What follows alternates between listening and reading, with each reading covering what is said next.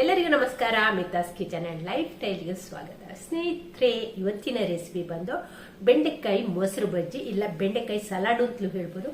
ಇದು ನಮ್ಮ ರೈಸಿಗೆ ಉಂಟಲ್ಲ ಬೆಸ್ಟ್ ಕಾಂಬಿನೇಷನ್. ಇನ್ನು ಬೇಸಿಗೆಲ್ಲ ಬರ್ತದಲ್ಲ, ಆವಾಗ ಇದನ್ನೆಲ್ಲ ಮಧ್ಯಾಹ್ನದ ಊಟಕ್ಕೆ ಮಾಡಿ ತಿಂದ್ರೆ ಉಂಟಲ್ಲ ಬಾಡಿಯನ್ನು ಕೂಲ್ ಆಗಿರ್ತದೆ. ಹಾಗೆ ತುಂಬಾನೇ ಸೊಗಸಾದ ಒಂದು ರೆಸಿಪಿ ಇದು. ಅನ್ನಕ್ಕೂ ಸಹಿ, ಚಪಾತಿ ಪರೋಟಕ್ಕೂ ಸಹಿ ಅಂತ ಒಂದು ಡಿಫ್ರೆಂಟ್ ಆದ ಒಂದು ರೆಸಿಪಿ. ಬೆಂಡೆಕಾಯಿಯನ್ನು ಯಾವಾಗಲೂ ಒಂದೇ ರೀತಿ ಮಾಡಿ ಮಾಡಿ ಬೋರ್ ಅನಿಸ್ತಿಲ್ಲೋ ನಿಮಗೆ? ಹಾಗಾದ್ರೆ ಈ ರೆಸಿಪಿಯನ್ನು ಟ್ರೈ ಮಾಡಿ. ಹಾಗೆ ಈ ವಿಡಿಯೋ ಇಷ್ಟ ಆದ್ರೆ ಲೈಕ್, ಶೇರ್, ಕಮೆಂಟ್ ಮಾಡಿ. ಹಾಗೆ ಯಾರಾದ್ರೂ ಹೊಸಬ್ರು ನನ್ನ ಚಾನಲ್ ಅನ್ನು ನೋಡ್ತಿದ್ರೆ ಪ್ಲೀಸ್ ಸಬ್ಸ್ಕ್ರೈಬ್ ಮಾಡಿಕೊಂಡು ಚಾನಲ್ ಅನ್ನು ನೋಡಿ. ಹಾಗಾದ್ರೆ ಬನ್ನಿ ಸ್ನೇಹಿತರೆ, ಮಿತಾಸ್ ಕಿಚನ್ಗೆ ಹೋಗೋ ರೆಸಿಪಿ ನೋಡಿಕೊಂಡು ಬರುವ. ಬೆಂಡೆಕಾಯಿ ತಗೊಂಡಿದ್ದೇನೆ, ಚೆನ್ನಾಗಿ ಕ್ಲೀನ್ ಮಾಡಿ ತೊಳೆದು ಒದ್ದೆಯನ್ನೆಲ್ಲ ಒರೆಸಿ ಇಟ್ಟುಕೊಂಡಿದ್ದೇನೆ. ಹಾಗೆ ಇದು ಊರ ಬೆಂಡೆಕಾಯಿ, ಹಾಗೆ ಬಾಡಿಸಿ ಕೂಡ ಇಟ್ಟಿದ್ದೇನೆ. ಬಾಡಿದೆ. ಊರ ಬೆಂಡೆಕಾಯಿ ಆದರೆ ಬಾಡಬೇಕು ಚೆನ್ನಾಗಿ, ಇಲ್ಲಾಂದರೆ ಜಾಸ್ತಿ ಜಲ್ಲಿ ಜಲ್ಲಿ ಹೊರಡ್ತದೆ. ಇವಾಗ ಇದನ್ನು ನಾವು ಕಟ್ ಮಾಡಿ ಇಟ್ಕೊಳ್ಳೋ. ಇದರ ಕಡೆ ಮತ್ತು ಕೊಡಿಯನ್ನೆಲ್ಲ ಕಟ್ ಮಾಡಿ ತೆಗೆಯೋ. ಫಸ್ಟಿಗೆ ಕಡೆ ಕೊಡಿಯೆಲ್ಲ ಕಟ್ ಮಾಡಿ ತೆಗೆದು ಇದನ್ನೀಗ ಕಟ್ ಮಾಡಿಕೊಳ್ಳುವ ನಾವು.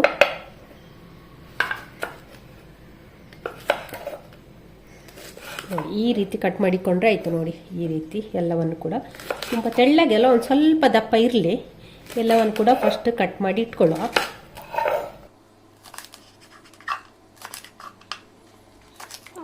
ಎಲ್ಲವನ್ನು ಕೂಡ ಈ ಹದಕ್ಕೆ ಕಟ್ ಮಾಡಿ ಇಟ್ಕೊಂಡ್ರೆ ಆಯಿತು. ನೋಡಿ, ಬೆಂಡೆಕಾಯಿನೆಲ್ಲ ಈ ರೀತಿ ಕಟ್ ಮಾಡಿ ಇಟ್ಕೊಂಡಿದ್ದೇನೆ. ಇನ್ನಿದನ್ನು ನಾವು ಇಲ್ಲೊಂದು ತವನ್ನು ಸ್ಟವ್ ಮೇಲೆ ಕಾಯ್ಲಿಕ್ಕೆ ಇಟ್ಟಿದ್ದೇನೆ. ಅದಕ್ಕೆ ಈಗ ಒಂದು 2 ಟೇಬಲ್ ಸ್ಪೂನ್ನಷ್ಟು ಕೊಬ್ಬರಿ ಎಣ್ಣೆಯನ್ನು ಹಾಕ್ತಾ ಇದ್ದೇನೆ. ಎಣ್ಣೆ ಚೆನ್ನಾಗಿ ಬಿಸಿ ಆಗಲಿ. ಇವಾಗ ಎಣ್ಣೆ ಇಲ್ಲಿ ಚೆನ್ನಾಗಿ ಬಿಸಿ ಆಗಿದೆ. ಬಿಸಿ ಆದಂಥ ಎಣ್ಣೆಗೆ ಕಟ್ ಮಾಡಿ ಇಟ್ಟುಕೊಂಡಂಥ ಬೆಂಡೆಕಾಯಿಯನ್ನು ಹಾಕಿಕೊಳ್ಳುವ.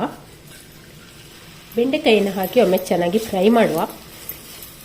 ಇಲ್ಲಿ ಬೆಂಡೆಕಾಯಿ ಚೆನ್ನಾಗಿ ಫ್ರೈ ಆಗಬೇಕು. ಹಾಗಾಗಿ ಕೈ ಬಿಡದೆ ಇದನ್ನು ಮಗಚಿಕೊಂಡಿದ್ರೆ ಆಯಿತು. ಎಲ್ಲ ಸೈಡ್ ಕೂಡ ಇದು ಫ್ರೈ ಆಗಬೇಕು, 2 ಬದಿ ಕೂಡ. ಬೆಂಕಿಯನ್ನು ಹೈಯಲ್ಲಿ ಇಟ್ಕೊಂಡಿದ್ದೇನೆ.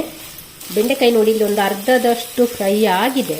ಇವಾಗ ನಾವು ಇದಕ್ಕೆ ಬೆಂಡೆಕಾಯಿನೆಲ್ಲ ಹತ್ತಿರ ಸೇರಿಸಿಕೊಳ್ಳೋ.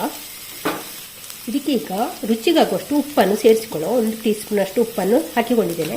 ಉಪ್ಪನ್ನು ಹಾಕಿ ಒಮ್ಮೆ ಚೆನ್ನಾಗಿ ಫ್ರೈ ಮಾಡುವ. ಬೆಂಕಿಯನ್ನು ಜಾಸ್ತಿಯಲ್ಲೇ ಇಟ್ಕೊಂಡಿದ್ದೇನೆ, ಹೈಯಲ್ಲಿ ಇಟ್ಕೊಂಡಿದ್ದೇನೆ. ಬೆಂಡೆಕಾಯಿಗೆ ಉಪ್ಪು ಚೆನ್ನಾಗಿ ಎಳ್ಕೊಳ್ಬೇಕು. ಇವಾಗ ನೋಡಿ, ಬೆಂಡೆಕಾಯಿ ಚೆನ್ನಾಗಿ ಫ್ರೈ ಆಗಿದೆ. ಎಲ್ಲ ಸೈಡ್ ಕೂಡ ಚೆನ್ನಾಗಿ ಫ್ರೈ ಆಗಿದೆ. ಸ್ಟವ್ ಆಫ್ ಮಾಡ್ತಾ ಇದ್ದೇನೆ.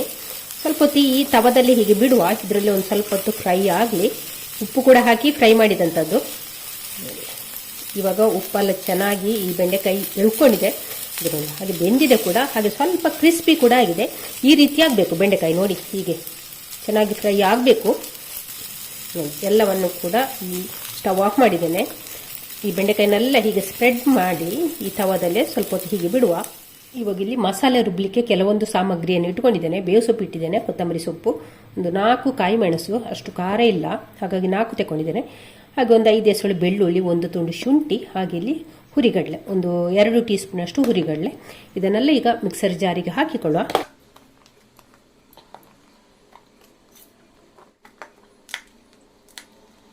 ಇವಾಗ ಇದನ್ನು ನೀರು ಹಾಕದೆ ರುಬ್ಬಿಕೊಂಡು ಬರುವ. ಇವಾಗ ನೋಡಿ, ಮಸಾಲೆಯನ್ನೆಲ್ಲ ರುಬ್ಬಿಕೊಂಡಾಯಿತು.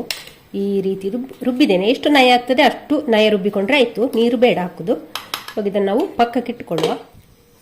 ಇವಾಗ ಇಲ್ಲಿ ಒಂದು ಬೌಲ್ ತಗೊಂಡಿದ್ದೇನೆ. ಅದಕ್ಕೆ ಈಗ ಮೊಸರನ್ನು ಹಾಕಿಕೊಳ್ಳುವ. ಒಂದು 2 ಕಪ್ಪು ಮೊಸರನ್ನು ಹಾಕಿಕೊಳ್ಳುವ. 2 ಕಪ್ಪು ಮೊಸರನ್ನು ಹಾಕಿಕೊಳ್ಳುವ. ಜೊತೆ ಒಂದು ಸ್ವಲ್ಪ ನೀರನ್ನು ಕೂಡ ಸೇರಿಸ್ಕೊಂಡಿದ್ದೇನೆ. ಇದನ್ನು ಚೆನ್ನಾಗಿ ಬೀಟ್ ಮಾಡುವ. ಚೆನ್ನಾಗಿ ಕೆನೆ ಎಲ್ಲ ಇದ್ದರೆ ಚೆನ್ನಾಗಿ ಬೀಟ್ ಆಗಬೇಕು. ಚೆನ್ನಾಗಿ ಮಿಕ್ಸ್ ಮಾಡುವ. ಮೊಸರನ್ನು ಚೆನ್ನಾಗಿ ಬೀಟ್ ಮಾಡಿಕೊಂಡ ನಂತರ ರುಬ್ಬಿಟ್ಟ ಮಸಾಲೆಯನ್ನು ಇದಕ್ಕೆ ಸೇರಿಸಿಕೊಳ್ಳುವ. ಒಮ್ಮೆ ಚೆನ್ನಾಗಿ ಮಿಕ್ಸ್ ಮಾಡೋದನ್ನು ಬೀಟರಲ್ಲೇ ಚೆನ್ನಾಗಿ ಮಿಕ್ಸ್ ಮಾಡಿಕೊಂಡ್ರೆ ಆಯಿತು. ಇವಾಗ ಇಲ್ಲಿ ಒಂದು ಚಿಟಿಕೆ ಅರಶಿನ ಹಾಕ್ತಾ ಇದ್ದೇನೆ. ಅರಶಿನ ಹಾಕದಿದ್ರೂ ನಡೀತದೆ, ಅರಶಿನ ಹಾಕಲೇಬೇಕು ಅಂತೇನಿಲ್ಲ.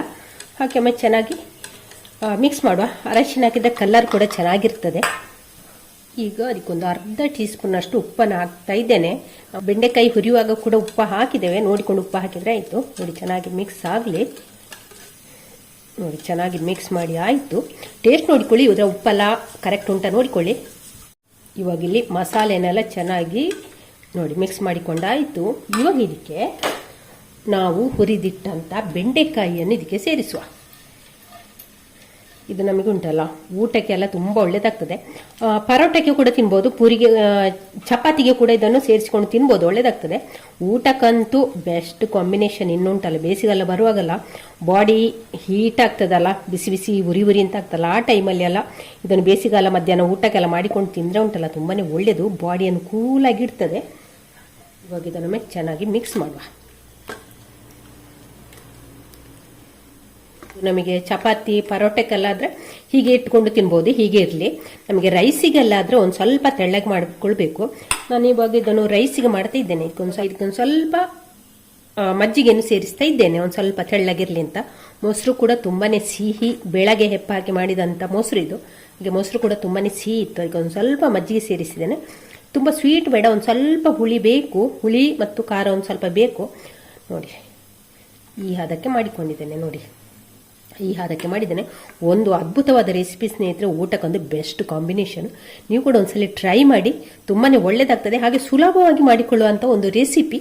ನೋಡಿ ನಮ್ಮ ಬೆಂಡೆಕಾಯಿ ಮೊಸರು ಬಜ್ಜಿ ರೆಡಿ ಆಯ್ತು. ನೋಡಿ ಎಷ್ಟು ಚೆನ್ನಾಗಿ ಬಂದಿದೆ. ನೋಡಿ ಒಗ್ಗರಣೆಯ ಅವಶ್ಯಕತೆ ಇರುವುದಿಲ್ಲ, ಯಾಕೆಂದರೆ ನಾವು ಬೆಂಡೆಕಾಯಿಯನ್ನು ಕೂಡ ಒಂದು 2 ಟೇಬಲ್ ಸ್ಪೂನ್ ಎಣ್ಣೆ ಹಾಕಿ ಫ್ರೈ ಮಾಡಿದಂಥದ್ದು. ಹಾಗೆ ಮೊಸರಲ್ಲಿ ಕೂಡ ಒಂದು ಜಿಡ್ಡಿನ ಅಂಶ ಇದೆ, ಆದ ಕಾರಣ ಜಾಸ್ತಿ ಎಣ್ಣೆ ಬೇಡ. ಸ್ನೇಹಿತರೆ, ಈ ರೆಸಿಪಿ ನಿಮ್ಗೆ ಇಷ್ಟ ಆದರೆ ಲೈಕ್, ಶೇರ್, ಕಮೆಂಟ್ ಮಾಡಿ. ಚಾನಲ್ಗೆ ಹೊಸಬಿಟ್ಟಿದ್ರೆ ಪ್ಲೀಸ್ ಸಬ್ಸ್ಕ್ರೈಬ್ ಮಾಡಿಕೊಂಡು ಚಾನಲ್ ಅನ್ನು ನೋಡಿ. ಥ್ಯಾಂಕ್ ಯು ಸ್ನೇಹಿತರೆ.